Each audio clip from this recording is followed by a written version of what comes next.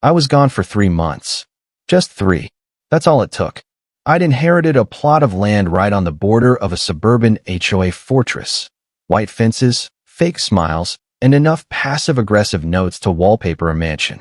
But my slice of land, it was mine, not part of the HOA, not bound by their bylaws, bake sales, or their ridiculous war on lawn gnomes.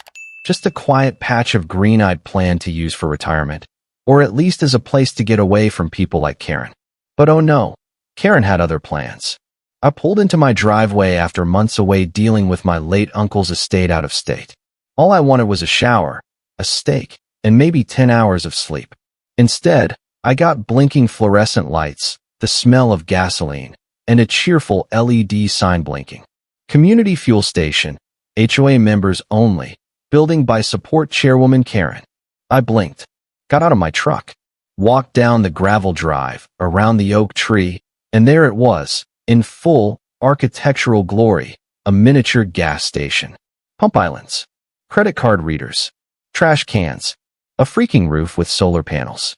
Built right into the side of my land like it had always belonged there. Spoiler, it didn't. I checked my GPS just to be sure I wasn't hallucinating from road trip brain. Nope. Still my coordinates. Still my land. Only now I had a full-service gas station as a neighbor. Correction, on me. Naturally, I marched straight over to the HOA clubhouse, the shrine of suburban tyranny. And who answered the door? You guessed it. Karen, the kind of woman who owns 37 clipboards, introduces herself as the president of Community Harmony, and weaponizes Pinterest boards like battle strategies. Karen, I said, trying to keep my voice at a non-felonious level. Why is there a gas station on my property? She sipped from her HOA-branded thermos like she was on a talk show. Oh, you're back. We weren't sure when, or if, you were returning. So we made a decision. A decision? Yes. We voted. I stared at her, waiting for the punchline. We needed a station, and your land was right there, just sitting unused, she said, gesturing like she'd done me a favor. We couldn't put it on our land. It would ruin the aesthetics. Plus, zoning's a nightmare. But your patch? So rustic. So non-essential. It just made sense. You voted to build a gas station on land you don't own. And I wasn't part of that vote. Oh, sweetie, she chuckled, brushing imaginary lint off her pastel cardigan. That's how community works. Sometimes we have to make tough decisions for the greater good. It's a very utilitarian approach. I stared at her like she'd just said gravity was optional. Karen, I said, each syllable sharp as a tack. Property ownership doesn't work that way. Well, it's already built, and people love it, she beamed. It's really brought us all together. You wouldn't want to be that guy who ruins a good thing, would you? Oh, I was going to be that guy. I was going to be that guy so hard they'd put my face on warning signs at HOA meetings. But instead, I just smiled and said, this isn't over. She gave a fake sympathetic nod and went back inside, probably to tell her clipboard coven how she'd tamed the outsider. I got back in my truck, drove a few blocks, sat there in stunned silence, staring at the rows of sedans lining up to pump gas from a station on my land. For a split second, I thought about bulldozing the whole thing. Just roll in with a dozer at 3 a.m. and reclaim what was mine. But then I noticed something. Every pump was in use. A couple of teens were buying overpriced energy drinks from a vending machine. One guy was vacuuming out his SUV while whistling. Business was booming. And then it hit me like a gallon of premium unleaded. If the land was mine, then the business was mine too. Karen had built a gas station. On my dime. Without my permission. But guess what? Now I was the landlord. And the rent was about to get expensive. Step 1. Proof of ownership. I headed straight to the county zoning office. A place that smelled like old toner and despair, manned by a clerk who looked like she'd been fighting HOA nonsense since the Cold War. I slid my ID and property number across the counter. I need copies of all official records on this land. Ownership, zoning, anything recent. She raised an eyebrow, started typing, then gave a low whistle. Oh wow, she said. You've had some activity. I'm aware. She printed out a thick stack of papers that looked like they could choke a paper shredder. I flipped through them, and sure enough, no record of any transfer. No lease. No permits filed by the HOA. No easement. Absolutely nothing legal tying the gas station to anyone but me. Which meant Karen had gone rogue. Again. But this time, she'd done it on the record. With signs. With a website. With a newsletter that proudly proclaimed, Karen's fuel vision realized. Oh, Karen. Sweet, clipboard-hugging Karen. You just handed me all the rope. I got on the phone with a zoning lawyer recommended by the county clerk, who, after hearing the words, unauthorized gas station on private land, actually laughed. You're kidding. I wish I were. This is going to be fun. He set up a meeting with the local code enforcement team and walked me through what I'd need. Proof of ownership, check. Documentation of the construction, photos, check. And the cherry on top, a formal cease and desist based on unauthorized commercial use. We filed it that same afternoon. Meanwhile, I took a little stroll over to the station. Not to blow it up, mind you, just to inspect my property. I even brought a clipboard of my own, just to see how it felt. It felt powerful. The station was in full swing. Cars lined up, HOA folks chatting like it was their favorite watering hole. I caught sight of Karen holding court near the pumps, basking in the glow of smug satisfaction like she'd discovered fire. Oh, she said when she saw me. Back to complain? No, I said casually. Just checking out my new business. She squinted. You're what? Well, the land's mine. So technically, anything on it is mine too. Including this station. That's not how that works, she said sharply. Karen, I replied with a smile. Do you know how that works? Her nostrils flared. I could practically hear the HOA group chat buzzing to life in her purse. We voted as a community. We have a right to serve our neighborhood. Sure, I nodded. And I have a right to charge rent. Her jaw did this twitchy thing like it was trying to escape her face. I'll be sending you an invoice. Retroactive, of course. Gotta love back rent. She made a noise like a dying Keurig and stormed off. That's when I noticed a few of the HOA folks giving each other nervous side eyes. A few even looked sympathetic. Apparently, not everyone had voted for Karen's gas and grab. Interesting.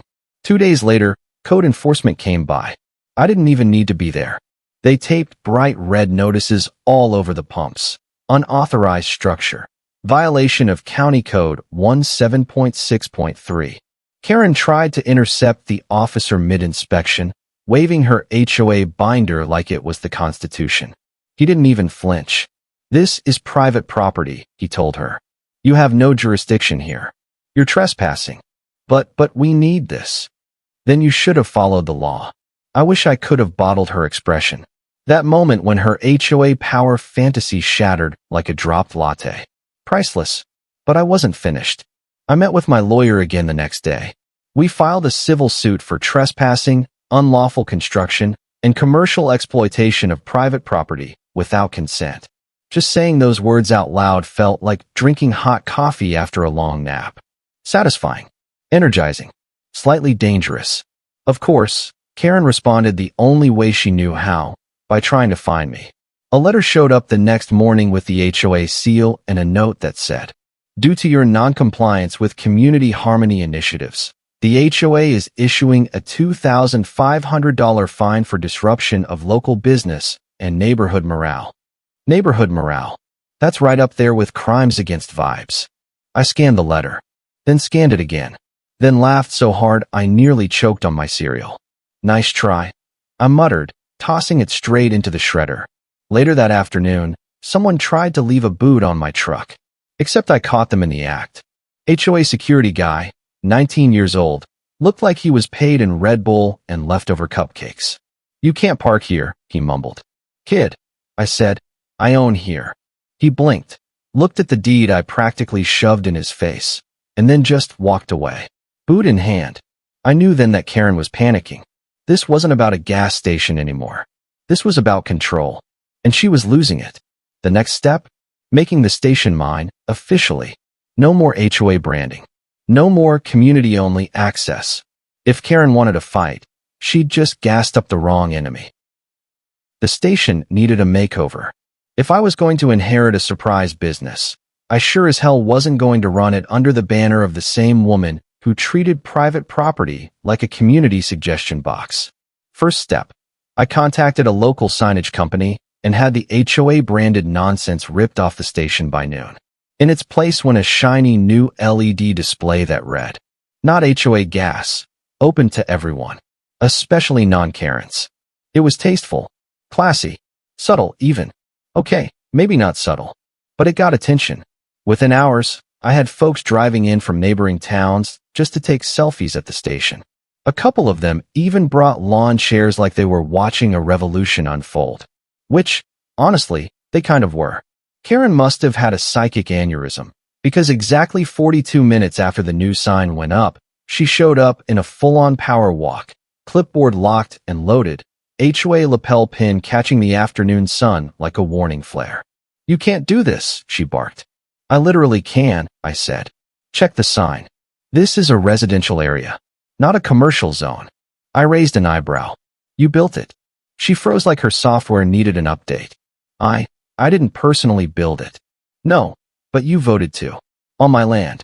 So thanks for the free infrastructure." Her mouth opened and closed like a broken garage door. She tried to threaten me with more fines, but after the last incident, I'd filed a formal cease and desist. Any more threats or faux legal shenanigans, and she'd be facing real legal consequences. So she pivoted to her favorite weapon, the court of public HOA opinion. Flyers went out that week. Big, bold letters. Warning, illegal gas operation endangers our community. Endangers. As if I was running a meth lab behind pump 3. She went door to door, of course she did, handing them out like Halloween candy with that same breathless urgency she probably used when reporting people for leaving their trash bins out too long. Only this time, it backfired. Turns out, people liked the news station. The prices were fair, the pumps actually worked, and I'd added a small kiosk with snacks, coffee, and, just to be spicy, a whole shelf labeled Karen-free zone. Community-approved brands only.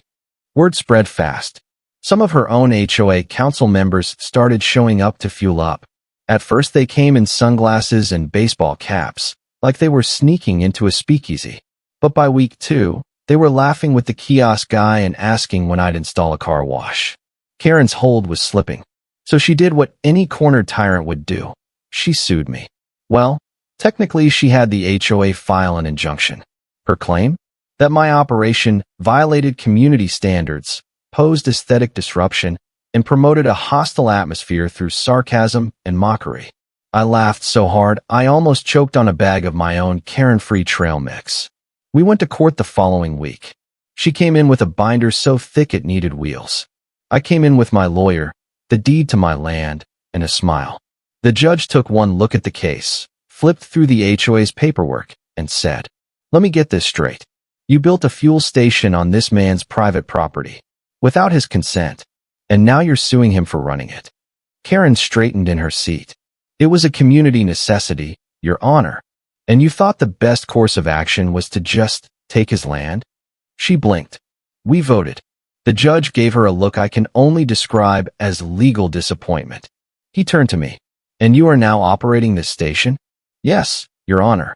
I've brought it up to code, filed for commercial operation permits, pay taxes on the fuel sold, and maintain it independently, fully within legal parameters." "And you own the land?" "Absolutely." Case dismissed. HOA to pay all court costs. Karen stood up like she was going to object, then realized she was in a courtroom and not her monthly tea and tyranny meeting. She sat down instead, face flushed a delicate shade of HOA red.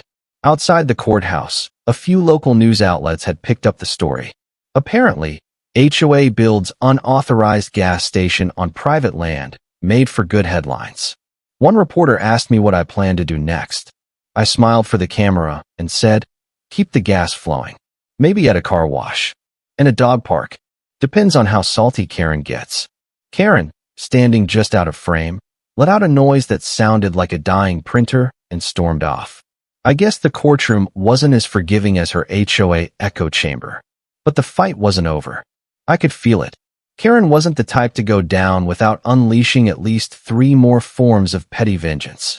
And honestly, I was counting on it. After the court loss, Karen disappeared for 3 days. Which, for Karen, is either the calm before the storm or a sign she's assembling a petty SWAT team. Spoiler, It was the storm. Day 4, the station kiosk was broken into.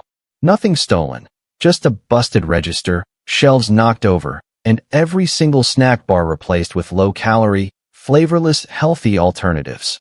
A calling card, if you will. I checked the footage. Of course, the cameras had been mysteriously unplugged. But someone had helpfully spray-painted "No place for lawlessness" on the wall in HOA colors. Very on-brand. That same morning, an anonymous complaint was filed with the county health department. Multiple, actually. Claims of unsafe fueling practices, expired snacks, and the cherry on top, aggressive signage. Aggressive signage. Let that one marinate. Thankfully, I'd already had the place inspected and permitted. The health officer walked in, saw how clean everything was, bought a granola bar, and left with a wink. Karen's smear campaign wasn't faring much better. She plastered the neighborhood with new flyers. Boycott the illegal fuel farm. Built on selfishness. Funded by spite. Run by an outsider. She even hosted a community awareness event, complete with snacks, store-bought, tragically, a petition, and a full PowerPoint presentation titled "The Decline of Neighborhood Morality, a Case Study in Gas Station Greed." A grand total of 7 people showed up. 2 were her cats on leashes. 1 left halfway through because they forgot they had a dentist appointment. Another signed the petition just so Karen would stop talking. Meanwhile, business at my station kept booming. I'd added a loyalty card system. Buy 10 gallons, get a free soda. People loved it. Even better? I hired 3 local teens to help manage the place. Turns out giving bored high schoolers a legitimate job is a great way to win over their parents. Karen, naturally, was livid. She made one last desperate move. She filed a complaint with the state zoning board, claiming the county was corrupt and that personal agendas were destroying community values. They sent someone out, probably just to shut her up. The agent took one look at the permits, the clean operation, the happy customers, and said, "Looks better than the stations off the interstate." Then he bought a soda and left. By now, even some of her HOA council members were distancing themselves. A few of them dropped by the kiosk and sheepishly mumbled things like, "Just checking the pumps," or, "I was never really for the gas station, you know." I abstained from the vote. "Sure, Dave. Sure you did." Then came the poetic part. It was a Saturday morning. I was doing a coffee run when I got a notification, "Security alert at pump 2. I checked the camera feed and almost spit out my drink. There she was. Karen. In her beige SUV, hazards flashing. Apparently, she was on empty. I could see her leaning out the window, looking around like someone might recognize her and tweet it. She hesitated at the pump. She even tried to call someone, I assume her HOA second-in-command, but no one came. Eventually, she popped the gas cap and started fueling up. I drove up slowly and parked a few feet away. She didn't see me until she turned around, card still in hand. Our eyes locked. Her face went through all 5 stages of HOA grief in 5 seconds. "You need fuel," I said, very generously not recording this for social media. "I thought you were boycotting." She bristled. "It's an emergency." "Oh, I get it. Sometimes things don't go according to plan. Like when someone accidentally builds a gas station on someone else's land."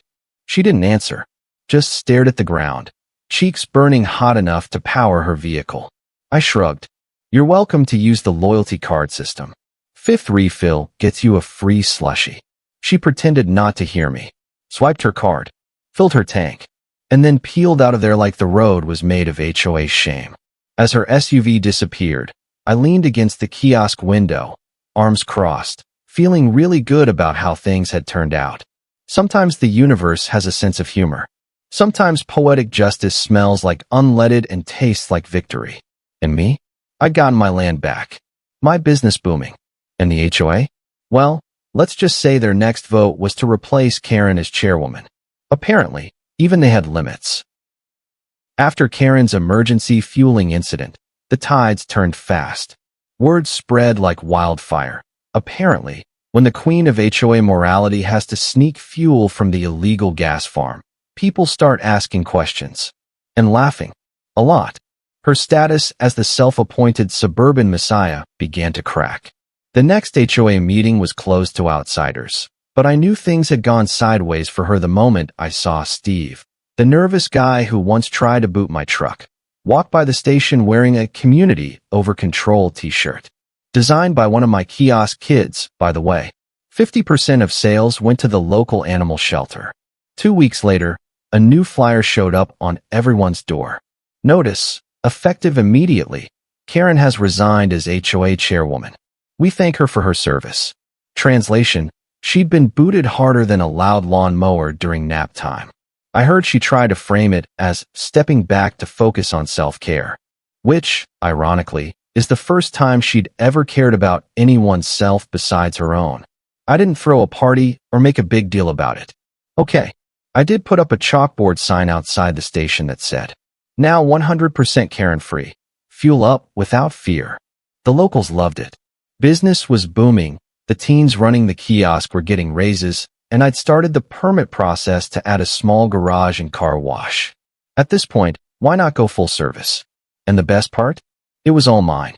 Karen had done all the hard work, bulldozed the ground, installed the pumps, even lobbied the HOA to approve signage on my land.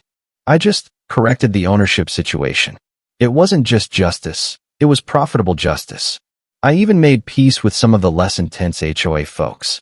They started swinging by for coffee or snacks, and a few even apologized for going along with Karen's wild ride. "Didn't know she didn't ask you," one of them muttered. "She didn't ask anyone," I said. "She just voted and assumed the universe would update its paperwork." They nodded, quiet, a little embarrassed.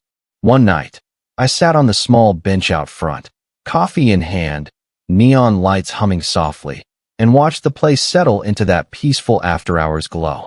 The kind of glow you earn. The kind that says, you made it through. And I thought about how it started.